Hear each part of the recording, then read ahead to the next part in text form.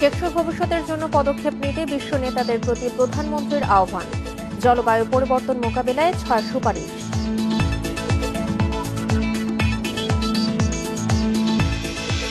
চিঠি চালাচালি আর সিদ্ধান্তহীনতায় এখনও করোনা পরীক্ষার ল্যাব বসেনি বিমানবন্দরে। মোবাইল ভ্যানে পরীক্ষাও অনিশ্চিত।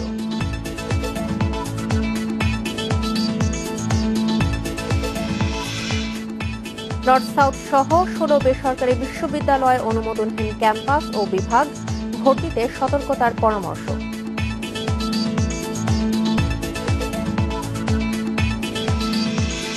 গ্যাস সংকটে মারাত্মকভাবে ব্যাহত হচ্ছে শিল্প কারখানায় উৎপাদন। বিকল্প হিসেবে ব্যবহার বাড়ছে ডিজেলের।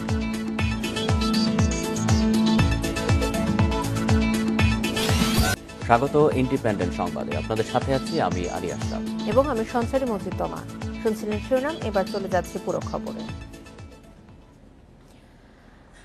টেকসই ভবিষ্যতের জন্য সাহসী ও জোরালো পদক্ষেপ নিতে বিশ্ব নেতাদের প্রতি আহ্বান জানিয়েছেন প্রধানমন্ত্রী শেখ হাসিনা। নিউ ইয়র্কে স্থানীয় সময় সোমবার সকালে জলবায়ু পরিবর্তনের বিরূপ প্রভাব মোকাবেলা বিষয়ক এক রুদ্ধদ্বার বৈঠকে 6টি সুপারিশ পেশ করেন প্রধানমন্ত্রী। যুক্তরাজ্যের প্রধানমন্ত্রী বরিস জনসন ও জাতিসংঘ মহাসচিব অ্যান্টনিও গুতেরেস যৌথভাবে এই বৈঠকের আয়োজন করেন। তাপমাত্রা কমিয়ে আনতে প্যারিস চুক্তির কঠোর প্রয়োগের আহ্বান জানান প্রধানমন্ত্রী। উন্নত দেশগুলোর কাছ থেকে বার্ষিক $100 বিলিয়ন জলবায়ু তহবিল আদায়ের ওপরও জোর দেন তিনি। পরে বঙ্গবন্ধু শেখ মুজিবুর রহমানের জন্মশতবার্ষিকী উপলক্ষে জাতিসংঘ সদর দপ্তরের উত্তর লনের ইউএন গার্ডেন গাছ রোপণ এবং একটি বেঞ্চ উৎসর্গ করেন।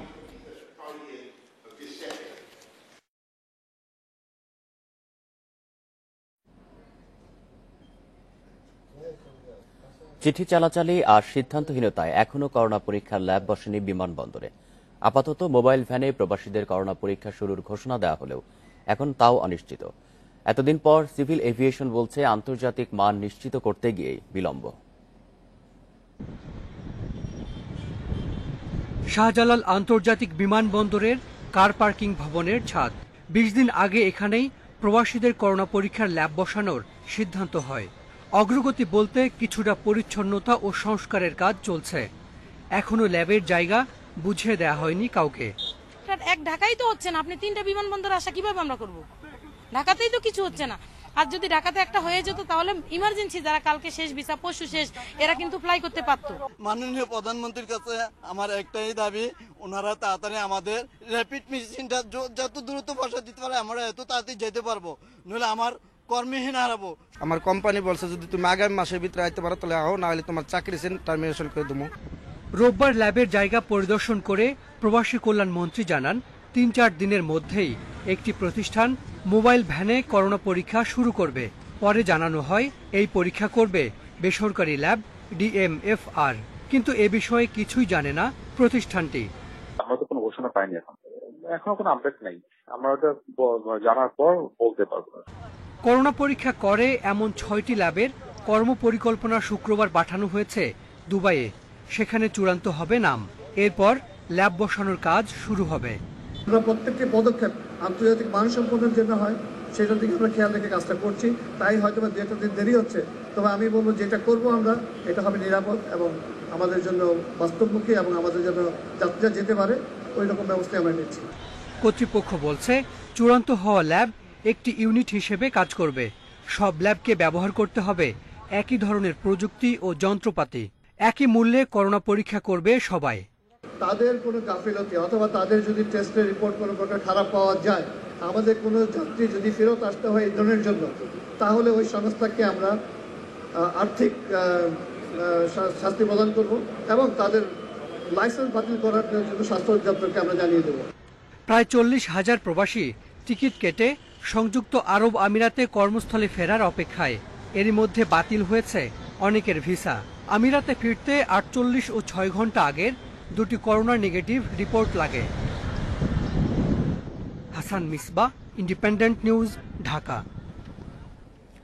অনুমোদনহীন ক্যাম্পাস ও বিভাগ চালাচ্ছে North South, Daffodil, South East সহ 16 বেসরকারি বিশ্ববিদ্যালয়। এছাড়া মালিকানা নিয়ে দ্বন্দ্বেরও প্রমাণ পেয়েছে বিশ্ববিদ্যালয় মঞ্জুরি কমিশন। এসব বিশ্ববিদ্যালয়ে ভর্তি হতে শিক্ষার্থীদের সতর্ক থাকার পরামর্শ দিয়েছে কমিশন। দেশে বেসরকারি বিশ্ববিদ্যালয় রয়েছে 108টি। বেশিরভাগের বিরুদ্ধে রয়েছে নানা অনিয়মের অভিযোগ। মঞ্জুরি কমিশন সম্প্রতি প্রমাণ পেয়েছে নর্থ সাউথ বিশ্ববিদ্যালয় বিবিএর নাম দিয়ে অবৈধভাবে 9টি প্রোগ্রাম চালাচ্ছে। ড্যাফোডিল ইন্টারন্যাশনাল ইউনিভার্সিটি অবৈধভাবে চালাচ্ছে 3টি ক্যাম্পাস, সাউথ ইস্ট চালাচ্ছে 4টি। একটা নির্দিষ্ট সংখ্যক শিক্ষার্থী দেওয়া হয়েছিল যে এতজন শিক্ষার্থী তারা ভর্তি করতে পারবে, কিন্তু তারা ওই কয়েকটা সাবজেক্টে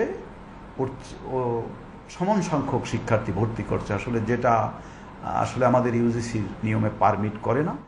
নানা অনিয়মের প্রমাণ পাওয়ায় ভর্তিতে সতর্কতা জারি হয়েছে IBAIS University, Queens University, Southern University, Prime Asia University. ভর্তির আগে শিক্ষার্থীদের ভালোভাবে খোঁজ নিতে বলেছে মঞ্জুরি কমিশন। কোন কোন বিশ্ববিদ্যালয়ে তারা সাবজেক্ট ইউজিসি কর্তৃক অনুমোদন নাই সে সাবজেক্ট তারা চালাচ্ছে। কিছু ইউনিভার্সিটি আছে যে সাবজেক্ট নিয়েছে বা স্টুডেন্টের সংখ্যা নির্ধারণ করে দেয়, সেই সংখ্যা তারা কয়েক গুণ বৃদ্ধি করে। বেসরকারি বিশ্ববিদ্যালয় সমিতি বলছে করোনায় এমনিতেই সংকটে আছে বিশ্ববিদ্যালয়গুলো। এর মধ্যে মঞ্জুরি কমিশনের এই সতর্কতা সংকট আরো বাড়াবে। নতুন প্রোগ্রাম না পারলে ছাত্র আসবে না, ছাত্র না আসলে ফি আসবে না, ফি না আসলে বেতন ভাতা দেওয়া যাবে না। আর তাছাড়া টাকা পয়সা স্থায়ী ক্যাম্পাস তৈরি করার জন্য টাকা পয়সার যথেষ্ট প্রয়োজন। 6টি নতুন বেসরকারি বিশ্ববিদ্যালয় খোলা হলেও ভর্তির অনুমোদন দেয়া হয়নি। তাদের বিষয়েও সতর্কতা জারি করেছে কমিশন। অনেক বেসরকারি বিশ্ববিদ্যালয়ের অনিয়মের প্রমাণ মিললেও নেওয়া হয় না কোনো ব্যবস্থা। ইউজিসি বলছে পর্যাপ্ত ক্ষমতা না থাকার কারণে ব্যবস্থা নেওয়া যায় না, ফলে বিশ্ববিদ্যালয়গুলোর আইন না মানার সংস্কৃতিও বন্ধ হচ্ছে না। Nure Alam, Independent News, Dhaka. Gas সংকটে মারাত্মকভাবে ব্যাহত হচ্ছে শিল্প কারখানায় উৎপাদন। কোনো কোনো কারখানায় বিকল্প জ্বালানি হিসেবে ব্যবহার বাড়ছে ডিজেলের। উদ্যোক্তারা জানান, ডিজেল দিয়ে ক্যাপটিভ বিদ্যুৎ উৎপাদন খরচ 3 গুণেরও বেশি। আবার অনেক কারখানায় বন্ধ থাকছে উৎপাদন। গাজীপুরের জয়দেবপুর এলাকার স্প্যারো গ্রুপের এই কারখানায় কর্মী 5000, সেলাই মেশিন আছে 2500। মাসে তৈরি হয় প্রায় 10 লাখ পিস পোশাক। আধুনিক এসব সেলাই মেশিন চলে গ্যাস ও বিদ্যুতে। এছাড়া কারখানার বয়লার চালাতেও লাগে গ্যাস। কিন্তু গত 1 মাসে অস্বাভাবিক পর্যায়ে পৌঁছেছে সংকট। উদ্যোক্তারা জানান, গ্যাস বিদ্যুৎ স্বাভাবিক থাকলে মাসে জ্বালানি খরচ সর্বোচ্চ 75 লাখ টাকা, কিন্তু ডিজেল দিয়ে বিদ্যুৎ উৎপাদনে খরচ হচ্ছে প্রায় 1.5 কোটি টাকা। 6টার পর থেকে রাত 12টা পর্যন্ত এটা খুবই খারাপ অবস্থা ধারণ করে। এবং আপনি জানেন যে আমাদের যে ওয়াশিং ইউনিট, ডাইং ইউনিট যেগুলো থাকে, এগুলো কিন্তু 24 আওয়ার রান করে। সো ওই 6 থেকে 12 ঘন্টার কিন্তু একটা বিশাল ভ্যালু আছে also, and also morning we suffer. গাজীপুরের মৌচাক এলাকার এই কারখানাটিও চলছে ডিজেল দিয়ে উৎপাদিত ক্যাপটিভ বিদ্যুতে। উদ্যোক্তারা জানান, জাতীয় গ্রিড থেকে বিদ্যুৎ পেলে প্রতি ইউনিট গড় খরচ হয় 9 টাকা 8 পয়সা, আর গ্যাস দিয়ে ক্যাপটিভ বিদ্যুৎ তৈরিতে খরচ হয় 5.5 টাকা। কিন্তু ডিজেল ব্যবহার করায় প্রতি ইউনিটে খরচ হচ্ছে 18 টাকা।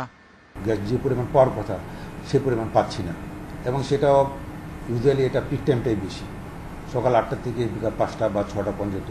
তার বিকল্প হিসেবে আমাদের যেহেতু চাপ কম, সেখানে আমরা বিকল্প জ্বালানি হিসেবে আমরা ডিজেল ব্যবহার করতেছি। গত 1 মাস ধরে তীব্র গ্যাসের সংকট। গাজীপুর, সাভার, চট্টগ্রাম সহ বেশিরভাগ শিল্প এলাকায় চাপ নেমেছে 1 থেকে 1.5 PSI-এ। তৈরি পোশাক, সুতার মিল সহ কিছু কারখানায় ক্যাপটিভ বিদ্যুৎ উৎপাদনের সক্ষমতা থাকলেও সিরামিক, স্টিল সহ অনেক কারখানারই তা নেই।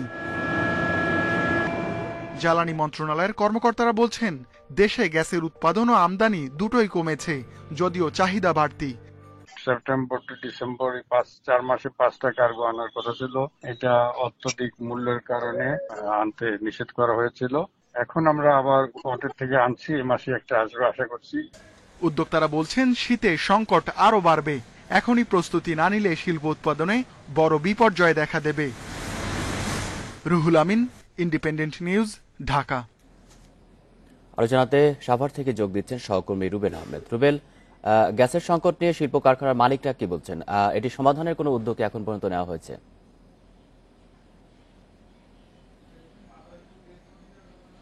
দেখুন, গ্যাসের যে সংকটের যে প্রতিবেদনটি আমরা প্রচার করছিলাম, সেই প্রতিবেদনের সূত্র ধরে যদি আমি বলি যে আমাদের সাভার শিল্পাঞ্চলে যে বড় বড় পোশাক কারখানাগুলো রয়েছে, সেখানে কিন্তু প্রায় অনেক পোশাক কারখানার উৎপাদন অনেকটা বন্ধের মতো রয়েছে। প্রায় অন্তত 15 থেকে 20 দিন যাবত।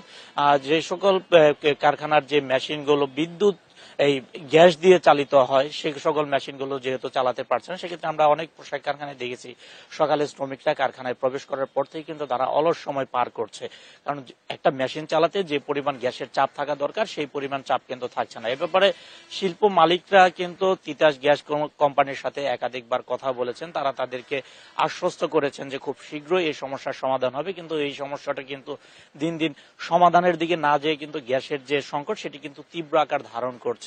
এবং এই শিল্প কারখানায় যে গ্যাসের সংকট বা গ্যাসের যে চাপ নেই তা কিন্তু নয়, আমরা কিন্তু দেখতে পেয়েছি সাভারের যে বিভিন্ন আবাসিক বাসাবাড়ি রয়েছে সেখানেও কিন্তু গ্যাসের চাপ নেই, সেটিও কিন্তু প্রায় বছরের পর বছর ধরে আমরা এই বিষয়টি খেয়াল করে আসছি। এবং সাভার শিল্পাঞ্চলে কিন্তু একটা সময় আমরা দেখেছিলাম যে আবাসিকে কিন্তু প্রচুর পরিমাণ অবৈধ গ্যাস সংযোগ রয়েছিল, তখন থেকে কিন্তু শিল্প মালিকরা এবং যারা গ্যাসের বৈধ গ্রাহক রয়েছে তারাও কিন্তু এই অবৈধ সংযোগগুলো বিচ্ছিন্ন করার জন্য তিতাসকে আহ্বান জানিয়েছে। তারই ধারাবাহিকতায় তিতাস কিন্তু সেই অবৈধ সংযোগগুলো বিচ্ছিন্ন করলেও এই গত প্রায় 15 থেকে 20 দিন যাবত শিল্প কারখানায় এবং আবাসিকের গ্যাসের চাপ একদম শূন্যের কোঠায় প্রায় নেমে এসেছে।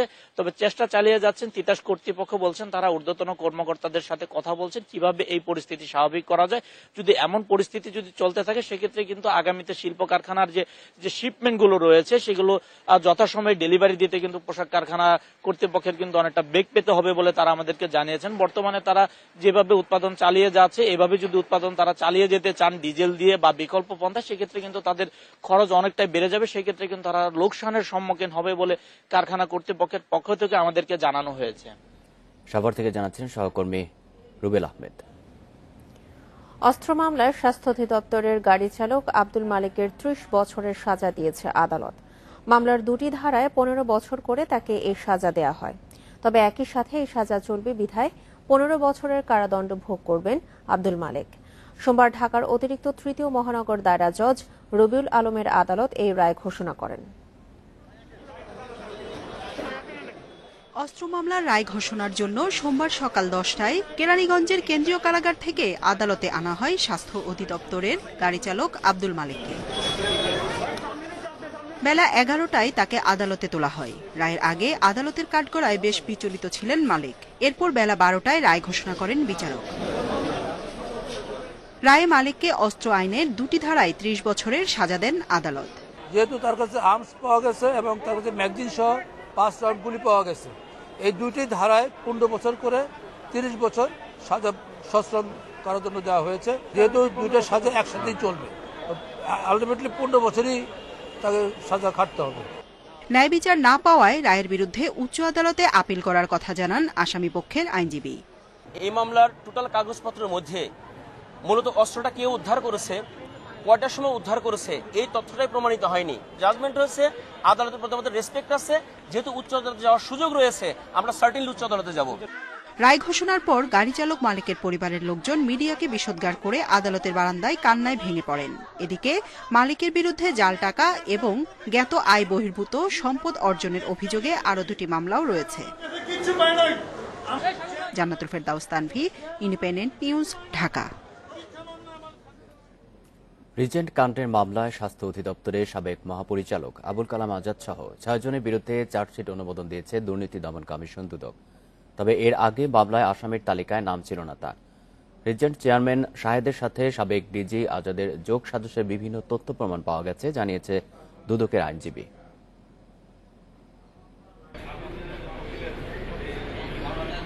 করোনা পরীক্ষা না করেই ভুয়া রিপোর্ট দিয়ে সরকারের কাছে বিল দেয়া, একই সঙ্গে রোগীর কাছ থেকেও বিল নেয়া সহ নানা অনিয়মের অভিযোগ রিজেন্ট হাসপাতালের বিরুদ্ধে। গত বছর জুলাই মাসে র্যাবের অভিযানে বন্ধ করে দেয়া হয় হাসপাতালটির মিরপুর ও উত্তরা শাখা। এরপরই বেরিয়ে আসতে থাকে রিজেন্ট হাসপাতালের মালিকের নানা অপতৎপরতার তথ্য। সেই সময়ের মহাপরিচালকের সহায়তায় অনুমোদনহীন হাসপাতালটির সঙ্গে করোনা পরীক্ষা ও চিকিৎসার চুক্তি করে স্বাস্থ্য অধিদপ্তর। রিজেন্টের শাহেদের সাথে ডক্টর আজাদের যোগসাজশের এরকম বিভিন্ন তথ্য প্রমাণ উঠে আসে স্বাস্থ্য মন্ত্রণালয়ের তদন্ত প্রতিবেদনে। কিন্তু মামলার আসামি হননি ডক্টর আজাদ। আমি যদি জানিও যে উনি এটা করেছে, কিন্তু তদন্ত করে কাগজ কলম দৃষ্টে রেকর্ডপত্রে পর্যালোচনা করেই বলতে এবং তদন্তকারী কর্মকর্তা তাই করেছে। প্রায় 1 বছরেরও বেশি সময় তদন্ত করে রিজেন্ট কাণ্ডে ডক্টর আজাদের সংশ্লিষ্টতার নানা তথ্য প্রমাণ পেয়েছে দুদক। স্বাস্থ্য মন্ত্রণালয়ের তদন্ত প্রতিবেদনও বিবেচনায় আনা হয়েছে। রিজেন্ট হসপিটাল দুটোকে ডেডিকেটেড হসপিটালে রূপান্তর করায় তিনি তাদের সাথে রিজেন্ট হসপিটাল কর্তৃপক্ষের সাথে এমইউ করেছেন এবং এই এমইউ করার জন্য মন্ত্রণালয়ের কোনো অনুমোদন ছিল না। রিজেন্ট কাণ্ডের মামলার পাশাপাশি ডাক্তার আবুল কালাম আজাদের অবৈধ সম্পদের অনুসন্ধানও করছে দুর্নীতি দমন কমিশন। রিশাদ হুদা, ইন্ডিপেন্ডেন্ট নিউজ, ঢাকা। বিরতির পর আবারও স্বাগত সংবাদে। জানাবো আরো কিছু খবর। Bonel optimized technology আর high quality fabric comfy mattress. জঙ্গিদের স্বাভাবিক জীবনে ফিরিয়ে এনে কর্মসংস্থানের ব্যবস্থা করছে র্যাব। ডিরাডিক্যালাইজেশন অ্যান্ড রিহ্যাবিলিটেশন প্রোগ্রামের আওতায় হটলাইন চালুর পর মিলেছে সাড়া। কর্মসংস্থানের পরেও স্বাভাবিক জীবনে ফেরা জঙ্গিদের নজরদারিতে রাখছে র্যাব। 1986 সালে মুসলিম মিল্লাত বাহিনীর উত্থানের মধ্য দিয়ে বাংলাদেশে জঙ্গিবাদের সূচনা। 1992 সালে যশোরের উদীচী সম্মেলনে বোমা হামলা চালিয়ে উগ্রবাদের সূচনা করে দলটি। 90 দশক থেকে শুরু করে নানান সময়ে দেশজুড়ে নাশকতামূলক কর্মকাণ্ড চালায় জঙ্গি সংগঠনগুলো। বর্তমানে তৎপর রয়েছে নব্য-জেএমবি, আনসার আল ইসলাম, হিজবুত তাহরীর সহ বেশ কয়েকটি সংগঠন। জঙ্গিদের মনস্তাত্ত্বিক পরিবর্তন ঘটিয়ে তাদেরকে সুস্থ জীবনে ফিরে আনা বা সাধারণ মানুষের সাথে তাদের যে মেলামেশার একটা সুযোগ করে দেয়া বা তাদের চলাফেরার একটা সুযোগ করে দেওয়ার আমরা চেষ্টা করেছি। যেসব জঙ্গি নিজেদের ভুল বুঝতে পেরে স্বাভাবিক জীবনে ফিরতে চায় তাদের জন্য হটলাইন চালু করেছে র্যাব। এতে ব্যাপক সাড়াও পেয়েছে সংস্থাটি। বিভিন্ন সময় যারা জঙ্গি আছে তারা বা যারা জঙ্গি কার্যক্রমে এখনো জড়িত আছেন তারা আমাদের সাথে বিভিন্ন সময় যোগাযোগ করছেন। আমরা তাদেরকে সুস্থ জীবনে ফিরে আসার জন্য পরামর্শ দিচ্ছি। পাশাপাশি তাদের যদি কোনো সহযোগিতার প্রয়োজন হয় সেটাও আমরা করছি। এই পর্যন্ত স্বাভাবিক জীবনে ফিরেছে 16 জঙ্গি। তাদেরকে কর্মসংস্থানের ব্যবস্থা করেছে র্যাব। সুস্থ জীবনে ফেরার অপেক্ষায় রয়েছে আরও অনেকেই। আইন শৃঙ্খলা বাহিনীর যেটি উচিত হবে এই ধরনের ব্যক্তিকে একটা বিশ্বাসের মধ্যে নিয়ে এসে একটা আওতার মধ্যে নিয়ে এসে আইনি আওতা বা নিরাপত্তা আওতার মধ্যে নিয়ে এসে তাকে এই সুযোগটি দিতে হবে। কারণ এটি আবার একেবারে যথেচ্ছভাবে দেওয়ার কোনো সুযোগ নেই, তাতে এটি অপব্যবহার হবে। র্যাব বলছে যারা স্বাভাবিক জীবনে তাদেরকেও রাখা হচ্ছে নজরদারিতে। চলতি বছরের জানুয়ারিতেই আনুষ্ঠানিকভাবে শুরু হয় এই কার্যক্রম। Mohammad Omar Faruk, Independent News, Dhaka. UP নির্বাচনে 2 জনের মৃত্যু দুঃখজনক বলেছে নির্বাচন কমিশন। এছাড়া সব ইউনিয়ন ও পৌরসভায় সুষ্ঠু ভোট হয়েছে বলে দাবি ইসি সচিব হুমায়ুন কবির খন্দকারের। সোমবার নির্বাচন পরবর্তী প্রতিক্রিয়ায় এসব কথা বলেন তিনি। সচিব আরও বলেন, বিনা প্রতিদ্বন্দ্বিতায় অনেকে জয়ী হলেও নির্বাচন ব্যবস্থা ভেঙে পড়েনি। হয়ে গেল 160 ইউনিয়ন পরিষদ ও 9 পৌরসভার ভোট। কোথাও কোথাও সংঘর্ষ, ধাওয়া পাল্টা ধাওয়া, ভোট বর্জন ও সহিংসতায় 2 জনের মৃত্যু হয়েছে। এই মৃত্যু দুঃখজনক বলছে নির্বাচন কমিশন। দায়ীদের বিরুদ্ধে ব্যবস্থা নেয়ার হুঁশিয়ারি দিয়েছেন সচিব। তারপরও সব মিলিয়ে ভোট গ্রহণযোগ্য হয়েছে বলে দাবি তার। যেই তথ্যগুলো আমরা পেয়েছি আজকে, আমরা মনে করি নির্বাচন সুষ্ঠু হয়েছে। সহিংসতা, যেটি আমি বলি, সহিংসতা তখনই বন্ধ হবে আমাদের প্রার্থী যারা তারা খুব বেশি ইমোশনাল হয়ে যান, যেমন যে মৃত্যুটি ঘটেছে আপনারা জেনেছেন, সেটি তাদের 2 গ্রুপের মধ্যে হয়ে আমরা জানি মহেশখালীতে এই ঘটনাটি ঘটেছে। 44 জন ইউপি চেয়ারম্যান বিনা প্রতিদ্বন্দ্বিতায় নির্বাচিত হয়েছেন। এছাড়া কুমিল্লা 7 আসনের উপনির্বাচনে আওয়ামী লীগের প্রার্থী প্রাণ গোপাল দত্ত ভোটের আগেই জয় পেয়েছেন। এতেও ভোট ব্যবস্থা ভেঙে পড়েনি বলে দাবি সচিবের। এটি আমরা কোনোভাবেই বলবো না নির্বাচনী ব্যবস্থা ভেঙে পড়েছে। কারণ এখন ধরুন যারা প্রার্থী তারা যদি নির্বাচনে অংশগ্রহণ না করে, প্রথমত। দ্বিতীয়ত, যখন আমাদের নির্বাচনী যেই ক্যান্ডিডেট যারা যখন তারা দাখিল করে, সেখানে তারা যদি নির্বাচনী যেই নিয়ম নীতি যদি ফলো না করেন, সেটি না করলে তো অনেকে বাতিল হয়ে যাবে। এরপরের ইউনিয়ন পরিষদ নির্বাচনে আর সহিংসতা হবে না বলে আশা নির্বাচন কমিশনের। Mahmudul Hasan, independent News, Dhaka. জাতির পিতা বঙ্গবন্ধু শেখ মুজিবুর রহমান সবসময় শান্তির জন্য সংগ্রাম করেছেন, দরিদ্র মানুষের ভাগ্য পরিবর্তনের জন্য কাজ করেছেন বলে জানিয়েছেন প্রধানমন্ত্রী শেখ হাসিনা। সোমবার নিউ ইয়র্কে স্থানীয় সময় সকালে জাতিসংঘ সদর দপ্তরে একথা জানান তিনি। এ সময় প্রধানমন্ত্রী সেখানকার উত্তোলনে হানি লোকাস্ট নামে একটি ফুলের গাছ ও বঙ্গবন্ধুকে উৎসর্গ করে তার বাণী সম্বলিত একটি বেঞ্চ উন্মুক্ত করেন। প্রধানমন্ত্রী বলেন, বঙ্গবন্ধু বাংলাদেশের মানুষের দুঃখের কথা ভেবেছেন সবসময়, পাশাপাশি ভেবেছেন সারা বিশ্বের ক্ষুধা, দারিদ্র্যে জর্জরিত, শোষিত, বঞ্চিত মানুষের কথা। বঙ্গবন্ধুর লক্ষ্য ছিল সবার সাথে বন্ধুত্বপূর্ণ সম্পর্ক স্থাপন, কারোর সাথে বৈরিতা নয়। সারা জীবন শান্তির জন্য সংগ্রাম করেছেন তিনি। শান্তি ছাড়া কখনো কোনো দেশে উন্নতি হয় না বলেও জানান প্রধানমন্ত্রী শেখ হাসিনা।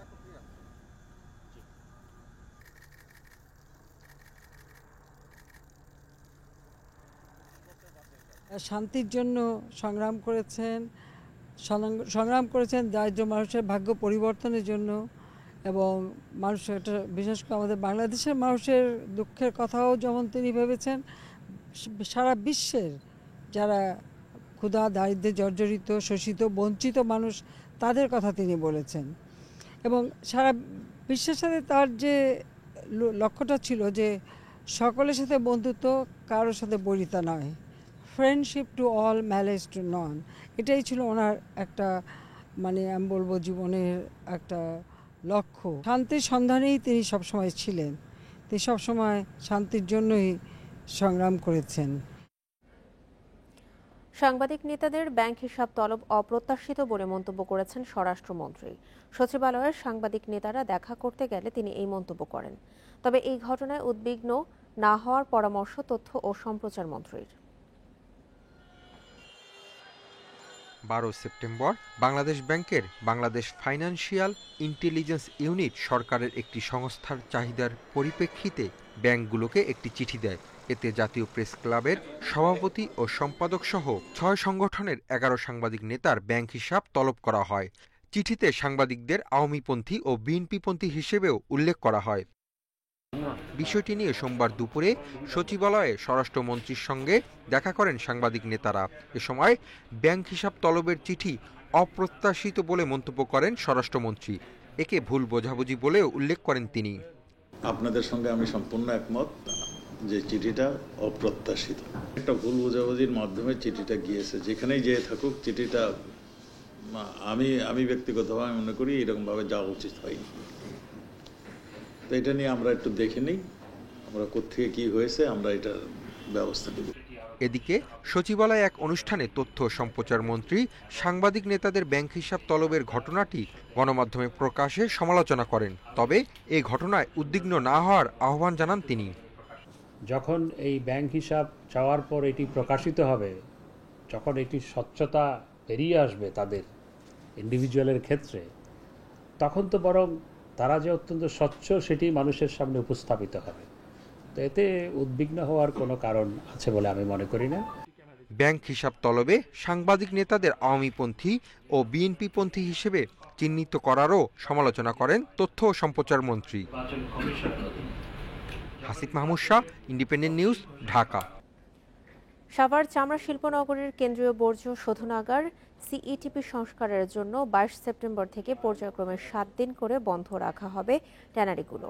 রোববার শিল্প মন্ত্রণালয়ের সংশ্লিষ্টদের সাথে এক বৈঠকে এই সিদ্ধান্ত নেওয়া হয়।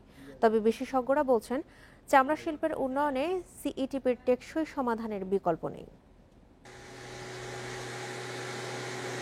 পরিবেশ রক্ষায় 2017 সালে হাজারীবাগ থেকে ট্যানারি শিল্পগুলো সাভারের চামড়া শিল্প নগরীতে সরিয়ে আনা হয়। এরপরও চামড়া শিল্প ব্যবস্থায় বিশেষ কোনো পরিবর্তন আসেনি। এত বছর পরও কেন্দ্রীয় বর্জ্য শোধনাগারের সক্ষমতা নিয়ে প্রশ্ন রয়ে গেছে। রোববার সিইটিপির সক্ষমতা নিয়ে এক বৈঠকে বসে শিল্প মন্ত্রণালয়, পরিবেশ অধিদপ্তর, বিসিক ও খাত সংশ্লিষ্টরা। এতে সিদ্ধান্ত হয় সিইটিপির মডিউলগুলো পরিষ্কারের জন্য পর্যায়ক্রমে 7 দিন করে ট্যানারিগুলো বন্ধ রাখা হবে। 4টা মডিউলের ভিতরে এই মডিউলগুলো দীর্ঘদিন যাবত অপরিষ্কার অবস্থায় পড়ে আছে। সাইনাস ঠিকাদার প্রতিষ্ঠান এগুলো পরিষ্কার করে নাই। বর্তমানে এগুলো যদি পরিষ্কার করা হয় তাহলে এটা সিইটিপির ট্রিটমেন্ট সক্ষমতা আরো অনেকটা বৃদ্ধি পাবে।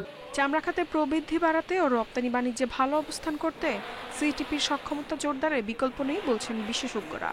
পাশাপাশি এর অব্যবস্থাপনা রোধে সতর্ক থাকার আহ্বান তাদের। সিদ্ধান্ত হয়েছে 7 দিন ট্যানারি বন্ধ থাকবে এবং তাতে আমাদের সিইটিপির কর্মদক্ষতা বাড়বে এবং পরবর্তীতে আমাদের ফিউচারে সিইটিপি নিয়ে কি করা যায় সেখান থেকে আমরা গাইডলাইন পাবো এবং আশা করছি এটা 7 দিনের মধ্যেই সমাধান হয়ে যাবে।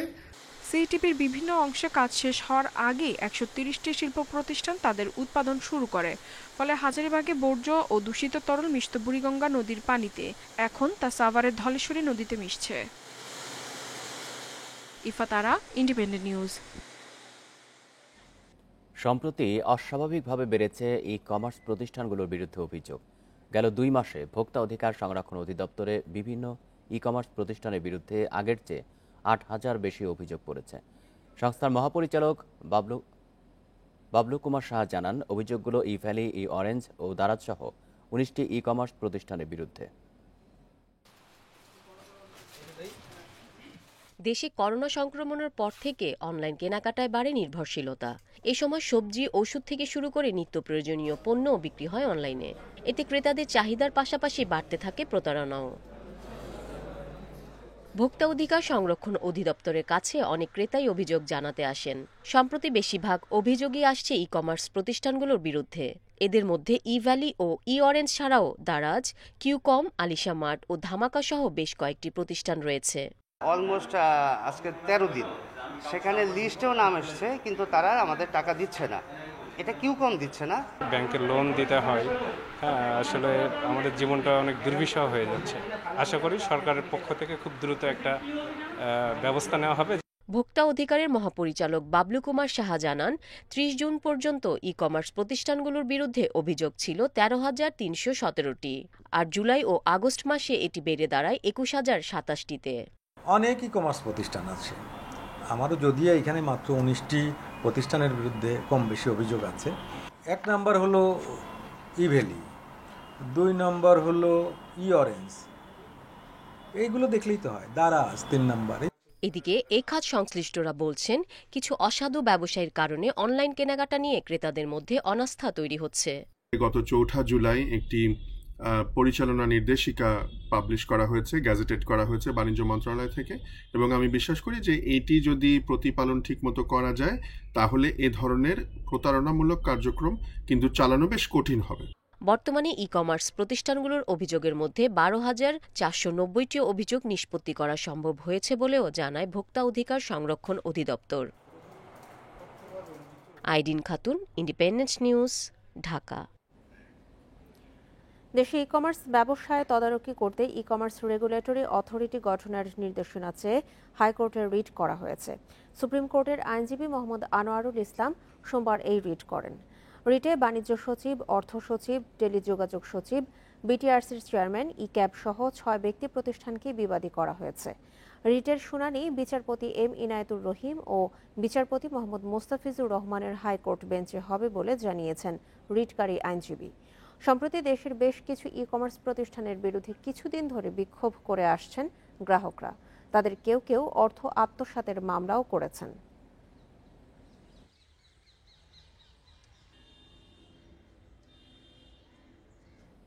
চুয়াডাঙ্গা সদর হাসপাতালের ভেতরে ও বাইরে আবর্জনার ভাগাড়ে পরিণত হয়েছে। এতে ভোগান্তিতে পড়ছেন চিকিৎসা নিতে আসা রোগীরা। এই অবস্থার জন্য পরিচ্ছন্নতা কর্মী সংকটকে দায়ী করছে হাসপাতাল কর্তৃপক্ষ। চুয়াডাঙ্গা সদর হাসপাতালের বিভিন্ন ওয়ার্ডে যাতায়াতের পথ ময়লার ভাগাড়ে পরিণত হয়েছে। শুধু বাইরের নয়, হাসপাতালের ভেতরের চিত্র প্রায় একই রকম। কিছুদিন ধরে হাসপাতালের রান্নাঘরের পাশে ফেলা হচ্ছে ময়লা আবর্জনা। ফলে জমে থাকা ময়লা আবর্জনায় দুর্গন্ধে ভোগান্তিতে পড়ছেন চিকিৎসা নিতে আসা রোগী ও তাদের স্বজনরা। বায়ু দূষণ হচ্ছে, রোগীদের জন্য সমস্যা। আবার ইমার্জেন্সি থেকে ওইটা একটা ওয়ার্ড, ওইখানে নিয়ে যাইতে হইলে এই ধুমোর মধ্যে দিয়ে ময়লার ভিতর দিয়ে নিয়ে যাচ্ছে। এটা দেখার কেউ নাই, কোনো কর্তৃপক্ষ নাই, এটা দেখা উচিত আমি মনে করি। হসপিটালটা পরিষ্কার পরিচ্ছন্ন সবাই রাখুক, এটা সবার দায়িত্ব, কর্তব্য আছে। পেছনের যে আবর্জনাগুলো পড়ে আছে, এরকম অবস্থায় যদি থাকে তা মানুষ রোগ আরো সার্বিক রোগ আরো বেড়ে যাবে। হাসপাতাল কর্তৃপক্ষ বলছে পরিচ্ছন্নতা কর্মী ও সুইপার সংকটে এই পরিস্থিতি তৈরি হয়েছে। আমাদের ওয়ার্ড বয়, এমএলএসএস, সুইপার, আয়া, এদের সংখ্যা এতই কম যে হচ্ছে ঠিকমতো পরিষ্কার পরিচ্ছন্নতার ব্যাপারটা মেনটেন করাটা আমাদের জন্য একটু কষ্টসাধ্য হয়ে যাচ্ছে। হাসপাতালটিতে দৈনিক 50 জন পরিচ্ছন্নতা কর্মীর প্রয়োজন হলেও মাত্র 4 সুইপার ও পরিচ্ছন্নতা কর্মী দিয়ে কাজ চলছে বলে জানান তিনি। Independent news desk. টাঙ্গাইলের কালীহাতিতে চদুরপাড়া এলাকায় যাত্রীবাহী বাস খাদে পড়ে নিহত 1, আহত অন্তত 20 জন। আরো জানাতে ঘটনাস্থল থেকে যোগ দিচ্ছেন সহকর্মী মামুনুর রহমান। মামুন, এই দুর্ঘটনাটি কিভাবে ঘটলো আর যারা আহত হয়েছেন তাদের মধ্যে গুরুতর কেউ আছে কিনা, কি অবস্থা এখন? এই উত্তরবঙ্গ থেকে ছেড়ে আসা এই বাসটি ঢাকা টাঙ্গাইল বঙ্গবন্ধু মহাসড়ক ব্যবহার না করে কোনো কারণে ভুয়াপুর লিংক রোড দিয়ে কিন্তু এ জায়গায় ঢুকেছিল। কালিহাতী উপজেলার নারায়ণদিয়া ইউনিয়নের এইখানে আসার পরে আমি যদি দর্শকদেরকে দেখাই, নিয়ন্ত্রণ হারিয়ে এইভাবে খাদে পড়ে যায় এবং এখন পর্যন্ত আমরা যতটুকু জানতে পেরেছি এই ঘটনায় 1 জন নিহত এবং অন্তত 20 জন যাত্রী আহত হয়েছে এবং ফায়ার সার্ভিসের লোকজন কাজ করছে। তারা জানার চেষ্টা করছে বা বোঝার চেষ্টা করছে যে গাড়ির ভিতরে আরো কেউ আটকে আছে কিনা। আর যখন এই ঘটনাটি ঘটে তখন ভোর 5:30 থেকে 5:30 মাঝে এই দুর্ঘটনা ঘটে এবং ফায়ার সার্ভিস তারপর পরেই চলে আসে। ফায়ার সার্ভিসের ঊর্ধ্বতন কর্মকর্তা সবাই চলে আসে এবং সেই সময় যেসব যারা আহত হয়েছিল তাদেরকে উদ্ধার করা হয় এবং সেখানে 1 জন মৃতদেহ পাওয়া যায় এবং অন্তত 20 জন, এর বাইরেও কিন্তু অল্প একটু আহত হয়েছে, এরকমও কিন্তু আরো 5-7 জন রয়েছে। আর স্থানীয়রা যেটা বলছে যে এটা একটি স্থানীয় আঞ্চলিক সড়ক, এই আঞ্চলিক সড়ক খুব বেশি প্রশস্ত নয়।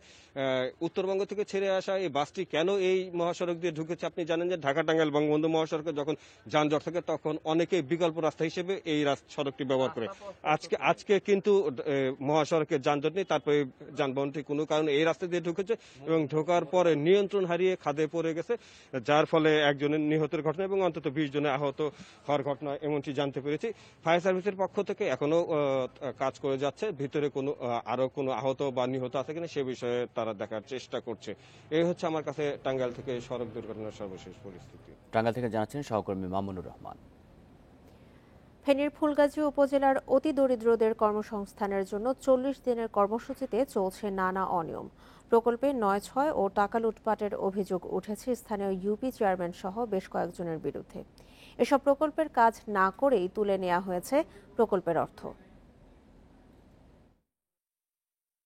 ত্রাণ ও দুর্যোগ মন্ত্রণালয়ের অধীনে 2020-21 অর্থবছরে কর্মহীন প্রান্তিক শ্রমজীবী মানুষের কর্মসংস্থান সৃষ্টির লক্ষ্যে 40 দিনের কর্মসৃজন প্রকল্প চালু করে সরকার। নিয়ম অনুযায়ী এলাকার জনসংখ্যা ও আয়তনের উপর ভিত্তি করে বরাদ্দ দেয়া হয় এর অর্থ। এই প্রকল্পের আওতায় ফেনীর 43টি ইউনিয়নে চলছে কাজ। তবে জেলার ফুলগাজী উপজেলায় আমজাদহাট ইউনিয়নে উঠেছে অনিয়মের অভিযোগ। এই ইউনিয়নে বছরে 2 দফায় মোট 28 লাখ টাকা বরাদ্দ দেয়া হয়। কাজের জন্য তৈরি করা হয় 250 জন শ্রমিকের নামের তালিকা। তবে কোনো কাজ না করেই সম্পূর্ণ অর্থ তুলে নেওয়ার অভিযোগ উঠেছে স্থানীয় ইউপি চেয়ারম্যান সহ প্রকল্প সংশ্লিষ্টদের বিরুদ্ধে। জানা যায় তালিকাভুক্তদের কাজের বিনিময়ে 8,000 টাকা করে দেওয়ার কথা থাকলেও দেয়া হয়েছে 500 টাকা।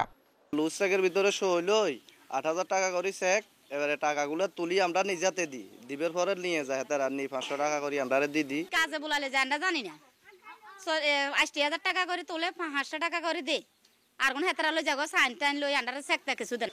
হতদরিদ্রদের এসব প্রকল্পে অনিয়মের অভিযোগ পাওয়া গেলে তা খতিয়ে দেখে দ্রুত ব্যবস্থা নেওয়ার আশ্বাস দিয়েছেন জেলা প্রশাসক।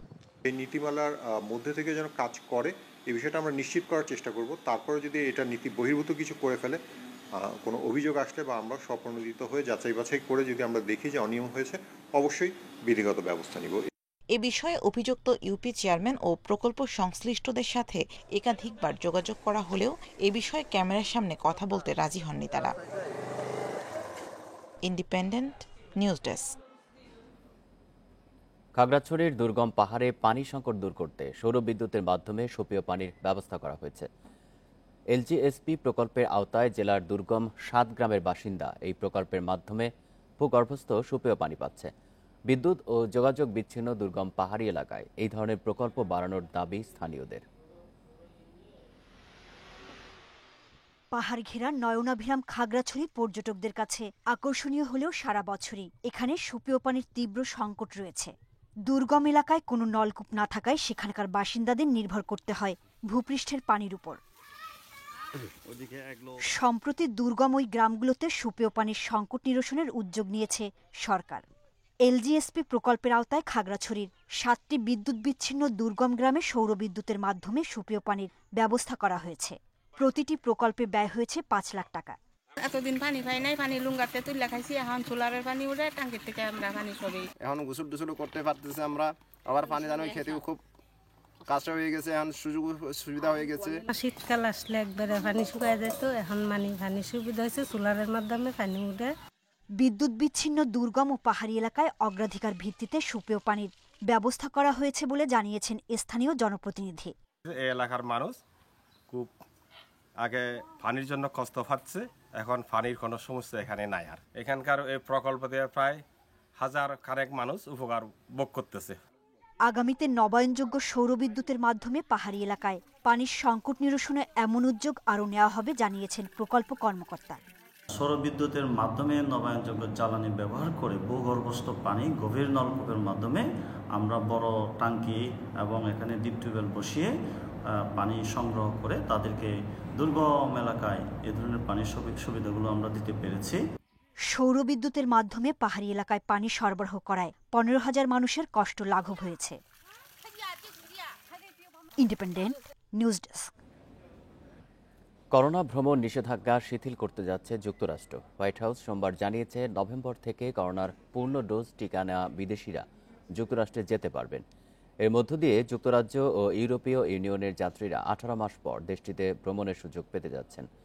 নতুন নিয়মে যুক্তরাষ্ট্রে প্রবেশের ক্ষেত্রে ভ্রমণকারীদের 2 ডোজ টিকা নেওয়ার সনদ দেখাতে হবে। তবে এক্ষেত্রে তাদের করোনা পরীক্ষা এবং কন্ট্রাক্ট ট্রেসিংয়ের মধ্য দিয়ে যেতে হবে। তবে নতুন নিয়ম সড়কপথে ভ্রমণকারীদের জন্য প্রযোজ্য নয়। ফলে মেক্সিকো, কানাডা থেকে যুক্তরাষ্ট্রের সীমান্ত পাড়ি দেওয়া যাবে না। গত বছরের শুরু থেকেই বিদেশিদের যুক্তরাষ্ট্রে প্রবেশে কঠোর নিষেধাজ্ঞা জারি করেছিল মার্কিন সরকার।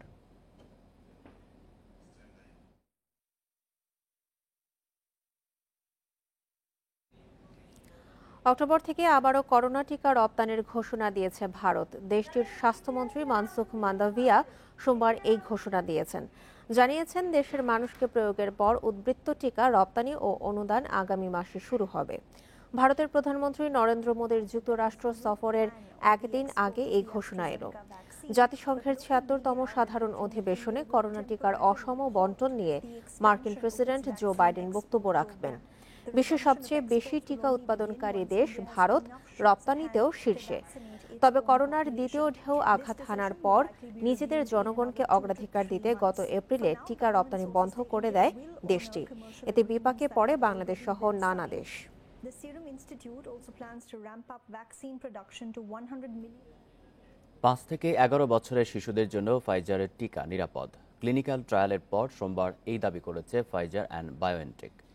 পরীক্ষামূলক ফল বিশ্লেষণ করে দেখা যায় ফাইজারের টিকা শিশুদের জন্য নিরাপদ, সহনীয় ও শক্তিশালী অ্যান্টিবডি তৈরি করে। শিশুদের জন্য এই টিকার অনুমোদনের আবেদনের সিদ্ধান্ত নিয়েছে তারা। ফাইজারই প্রথম 12 বছরের কম বয়সীদের টিকার পরীক্ষামূলক ফল প্রকাশ করল। 6 থেকে 12 বছর বয়সীদের মডার্নার টিকার পরীক্ষা চলছে। স্কুল খোলা ও করোনা রোধে শিশুদেরও টিকার আওতায় আনতে চলছে জোর তৎপরতা।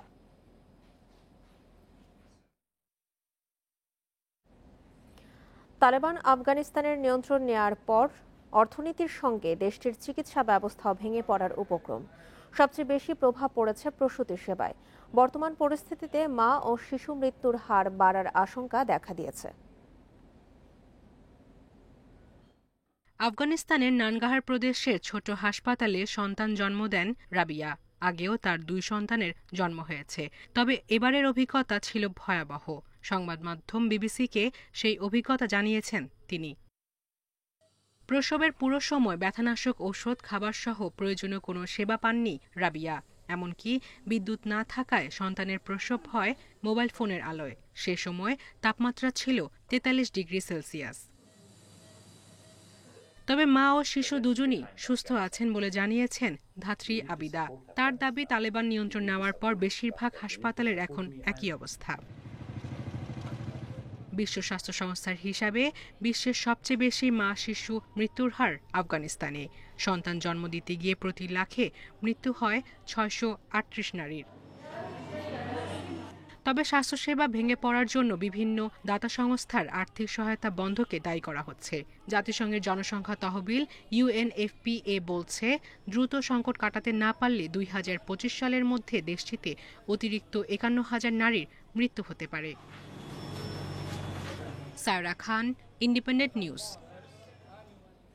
জাতিসংঘের ৭৬তম অধিবেশন বসতে যাচ্ছে আজ। করোনা মহামারীর ভয়াবহতা ছাড়াও আলোচনা হবে জলবায়ু পরিবর্তন সহ বিভিন্ন ইস্যুতে। শতাধিক দেশে প্রধানদের নিয়ে হতে যাওয়া এই সম্মেলনে আরও আলোচনা করা হবে আফগানিস্তান পরিস্থিতি, তালেবানের উত্থান, ইথিওপিয়া ট্রাইগের সহিংসতা ও মিয়ানমার পরিস্থিতি নিয়ে। সংস্থাটির মহাসচিব অ্যান্তোনিও গুতেরেস বলেন, বর্তমান বিশ্ব বাস্তবতা অন্য যে কোনো সময়ের থেকে আলাদা, তাই বিশ্ব নেতাদের সঠিক পদক্ষেপ নেওয়ার আহ্বান জানিয়েছেন গুতেরেস। এদিকে এবারের সম্মেলন যুক্তরাষ্ট্রের জন্য চ্যালেঞ্জিং হবে বলে ধারণা বিশ্লেষকদের। ডোনাল্ড ট্রাম্পের বিভিন্ন নীতির কারণে যুক্তরাষ্ট্রের প্রতি বিশ্ব নেতাদের যে অনাস্থা তৈরি হয়েছে, সেটি কাটিয়ে ওঠাই হবে প্রেসিডেন্ট জো বাইডেনের জাতিসংঘের সবচেয়ে বড় চ্যালেঞ্জ।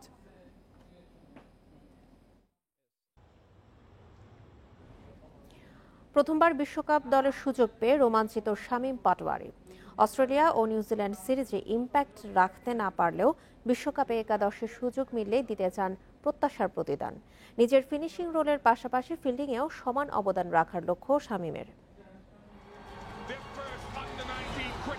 2020 থেকে 2021 একটা বছরে পাল্টে গেছে সবকিছু।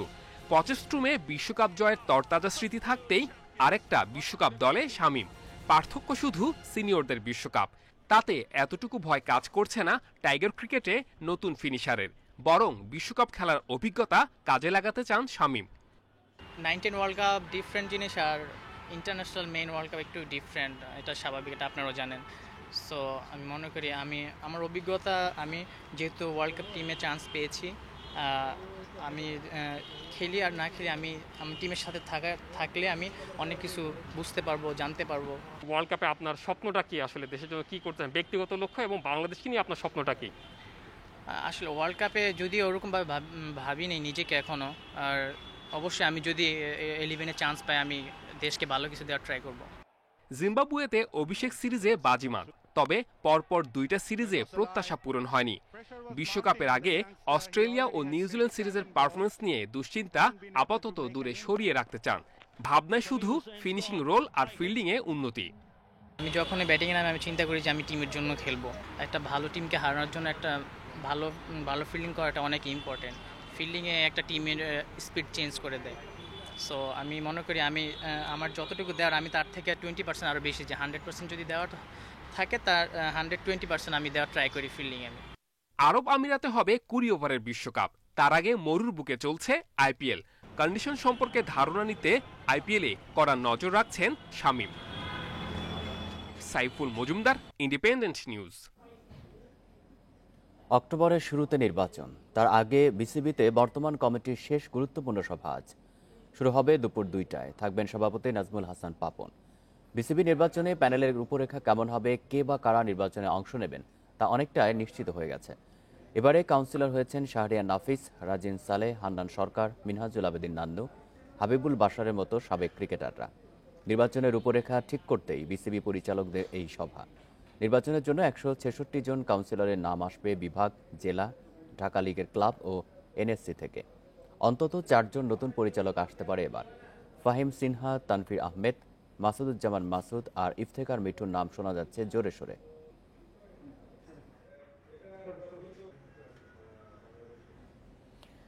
সাকিব, মাহমুদুল্লাহ, সৌম্য, তাসকিনের সাথে মোহামেডানে খেলবেন মুশফিক। তাতে দীর্ঘদিন পর শিরোপার লড়াইয়ে নতুন মাত্রা যোগ হচ্ছে। আভাস পাওয়া যাচ্ছে আবাহনী মোহামেডানের সেই অতীত ফিরে পাওয়ার। আবাহনীর পরিচালক জালাল ইউনুস বলছেন, শিরোপার লক্ষ্য তারুণ্য নির্ভর দল গড়বে চ্যাম্পিয়নরা। ঘরোয়া ক্রিকেটের প্রাণ ঢাকা প্রিমিয়ার লিগ ফিরছে পুরনো ওয়ানডে ফরম্যাটে। আগে ভাগে তার উত্তাপ টের পাওয়া যাচ্ছে। তারকা ক্রিকেটারদের সাথে কোচেরাও ক্লাব বদলে নিচ্ছেন। ডাইরেক্ট সাইন করতে পারবে উইথ দ্য ক্লাবস। এইটাই কিন্তু আমি বলবো আমাদের প্রিমিয়ার ডিভিশন লিগের একটা চমক এবং একটা মজা। দীর্ঘ সময় গাজী গ্রুপ ক্রিকেটার্সের দায়িত্বে থাকা মোহাম্মদ সালাউদ্দিন এবার ভিড়েছেন প্রাইম ব্যাংক ক্রিকেট ক্লাবে, যেখানে আছেন টাইগার ওয়ানডে ও টেস্ট অধিনায়ক তামিম মুমিনুল। ঠিকানা বদলে মোহামেডানে সারোয়ার ইমরান ও মিজানুর রহমান গেছেন লেজেন্ডস অব রূপগঞ্জে। শিরোপায় চোখ রেখে শক্ত দল গঠন করে চমক দিয়েছে মোহামেডান। সাকিব, মাহমুদুল্লাহ, মুশফিক, সৌম্য, তাসকিন কিংবা মিরাজদের নিয়ে হারানো গৌরব ফিরে পেতে মরিয়া সাদা কালোরা।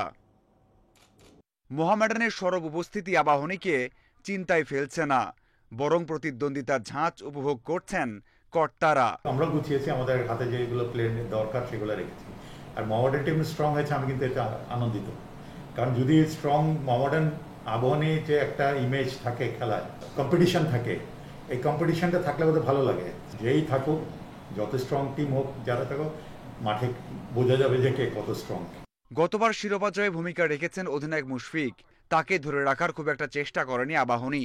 জাতীয় দলে যেমন তারুণ্যের জয়গান, তেমনই দেশ সেরা ক্লাবও নতুনদের উপর ভরসা রাখতে চায়। মোহামেডানের কাছে তাদের অফারটা ভালো লাগে, তারা তো ডেফিনেটলি থাকে যেতেই পারে, সেই ফ্রিডমটা তো আছে, সেই কারণে হতে গিয়েছে সে। ডেফিনেটলি মুশফিককে আমরাও তো রাখতে চাই, কিন্তু আমার থেকেও যদি কারো বেটার অফার থাকে মোহামেডান থেকে, তো সেইটা অ্যাভেল করেছে। সবশেষ 5 লিগের 4টাই জিতেছে আবাহনী। ভারসাম্যপূর্ণ দল গঠন করে আকাশী নীলরা শ্রেষ্ঠত্ব ধরে রাখতে চায়। Mazharul Islam, independent news. আইপিএলে কলকাতা নাইট রাইডার্সের একাদশে জায়গা হয়নি সাকিবের, তবে রয়্যাল চ্যালেঞ্জার্স বেঙ্গালুরুর সাথে দাপট দেখিয়েছে কেকেআর। কোহলিদের 92 রানে অল আউট করে 9 উইকেটে জয় তুলে নিয়েছে মর্গ্যানের দল। আবুধাবিতে কলকাতার বোলাররাই মূল কাজটা করে দিয়েছেন। 200তম ম্যাচে বিরাট কোহলির শুরুটা ভালোই ছিল, তবে চতুর্থ বলেই আউট হয়েছেন বেঙ্গালুরু ক্যাপ্টেন। ম্যাক্সওয়েল, ডিভিলিয়ার্স আর নতুন মুখ হাসারাঙ্গাও হতাশ করেছেন। 6 ব্যাটসম্যান ফেরেন 1 অঙ্কে। নিয়মিত উইকেট হারিয়ে 1 ওভার আগে 100 নিচে গুটিয়ে যায় বেঙ্গালুরু। সর্বোচ্চ 22 রান করেন দেবদূত পাটিকাল। 3টি করে উইকেট নেন বরুণ চক্রবর্তী ও আন্দ্রে রাসেল। তবে সাকিবকে পেছনে ফেলে সুযোগ পাওয়া সুনীল নারায়ণ থাকেন উইকেট শূন্য।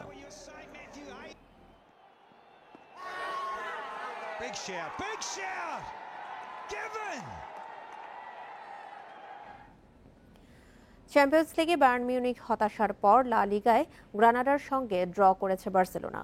ঘরের মাঠে শেষ মুহূর্তের গোলে হার এড়িয়েছে রোনাল্ড কোম্যানের দল। ন্যু ক্যাম্পে ম্যাচের শুরুতেই পিছিয়ে পড়ে বার্সা। গ্রানাডার কর্নার ঠিকমতো ক্লিয়ার করতে না পারার খেসারত দিতে হয় স্বাগতিকদের। দুর্দান্ত ক্রস থেকে হেডে বল জালে জড়ান দুয়ার্তে। প্রথমার্ধে ব্লু গ্রানার বেশ কয়েকটি আক্রমণ রুখে দেন গ্রানাডা গোলকিপার ম্যাক্সিমিয়ানো। গোল শোধে মরিয়া বার্সা সাফল্য পায় একেবারে শেষ সময়ে। গাভির ক্রস থেকে হেডে জাল খুঁজে নেন আরাউহো।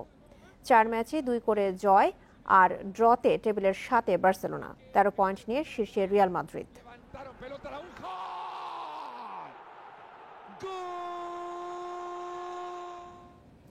আর এ ছিল এখনকার মতো ইন্ডিপেন্ডেন্ট সংবাদে। ইন্ডিপেন্ডেন্ট টেলিভিশনের সব খবরের আরো বিস্তারিত জানতে চোখ রাখুন ফেসবুক, ইউটিউব এবং টুইটারে। ধন্যবাদ সবাইকে।